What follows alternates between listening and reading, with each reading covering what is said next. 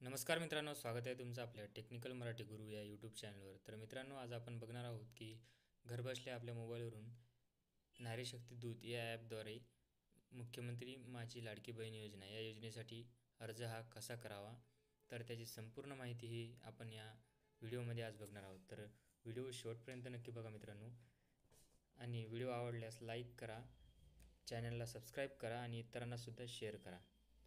चला तर मित्रांनो, व्हिडिओला सुरुवात करूया. तर मित्रांनो, त्यासाठी सर्वप्रथम तुम्हाला प्ले स्टोअरवर जायचं आहे आणि प्ले स्टोअरवर जाऊन नारी शक्ती दूत हे ॲप्स डाउनलोड करायचं आहे.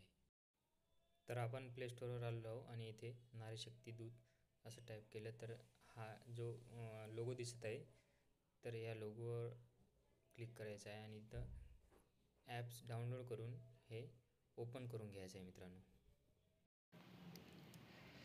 इथे तुम्हाला दिसत आहे मित्रांनो, इथे मोबाईल नंबर टाकायचा आहे आणि त्या खालच्या टर्म्स अँड कंडिशन हे आपल्याला टिक करायचे आहेत, ॲक्सेप्ट करायचे आहे.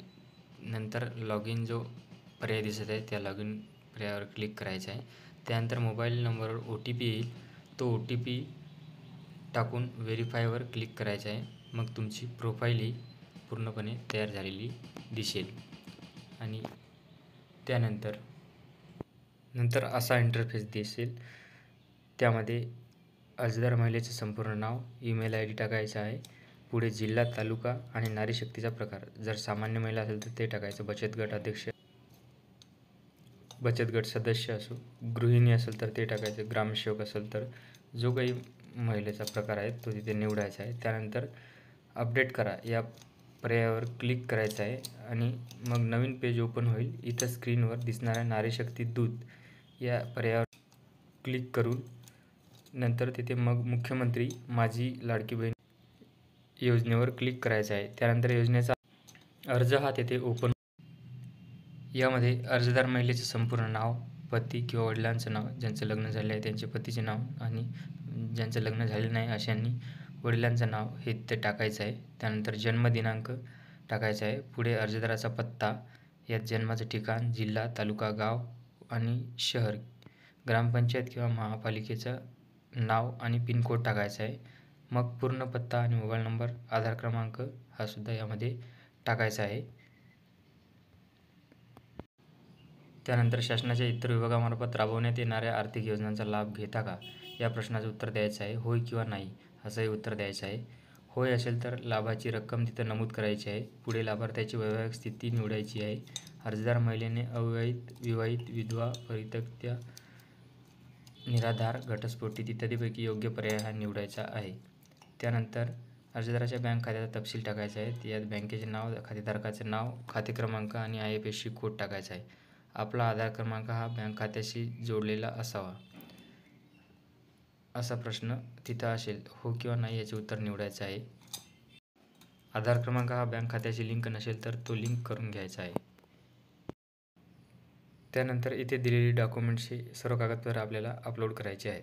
त्यामध्ये आधार कार्ड, आदिवासी प्रमाणपत्र किंवा आदिवासी प्रमाणपत्र जर नसेल तर 15 वर्षापूर्वीचे राशन कार्ड किंवा मतदान कार्ड किंवा शाळा सोडल्याचे प्रमाणपत्र किंवा जन्मदाखला यापैकी कोणतेही एक हे तिथे अपलोड करायचे आहे. नंतर उत्पन्नाचे प्रमाणपत्र, यामध्ये 2.5 लाखापर्यंत उत्पन्नाचा दाखला नसेल तर पिवळे किंवा केशरी रेशन कार्ड हे तिथे अपलोड करायचे आहे. त्यानंतर अर्जदाराचे हमीपत्र हे स्वयंघोषणापत्र, त्याचा नमुना खाली ॲक्सेप्ट हमीपत्र इथे दिलेलं आहे. एका कागदावर लिहून त्यावर सही व दिनांक टाकून तिथं डाउनलोड करू शकता. नंतर बँक पासबुक आणि अर्जदाराचा फोटो, कॅमेरा सुरू होईल आणि नंतर मग फोटो काढायचा आहे. त्यानंतर आपण ॲक्सेप्ट हमीपत्र या पर्यायावर क्लिक करून खालील स्वीकारा या पर्यायावर क्लिक करा आणि माहिती जतन करा या पर्यायावर क्लिक करायचं आहे. त्यानंतर तुम्ही भरलेली सगळी माहिती तुम्हाला दाखवली जाईल. ही माहिती वाचून फॉर्म सबमिट करा या पर्यायावर क्लिक करायचं आहे. त्यानंतर तुमच्या मोबाईल नंबरवर OTP येईल, तो टाकला की तुमचा फॉर्म हा सबमिट होईल. मग मुख्य पेजवर तुमचा अर्ज, त्याची स्थिती ही दाखवली जाईल. तिथं सर्वेक्षण क्रमांक म्हणजे अर्जाचा क्रमांक दिला जाईल, तो तुम्हाला अर्जाची स्थिती जाणून घेण्याकरता वापरता येईल. अशा प्रकारे तुमच्या अर्जाची प्रक्रिया ही पूर्ण होईल. धन्यवाद मित्रांनो. व्हिडिओ आवडला असल्यास चॅनलला सबस्क्राईब करा, व्हिडिओला लाईक करा आणि अशाच नवीन नवीन व्हिडिओसाठी बेल आयकॉन प्रेस करा.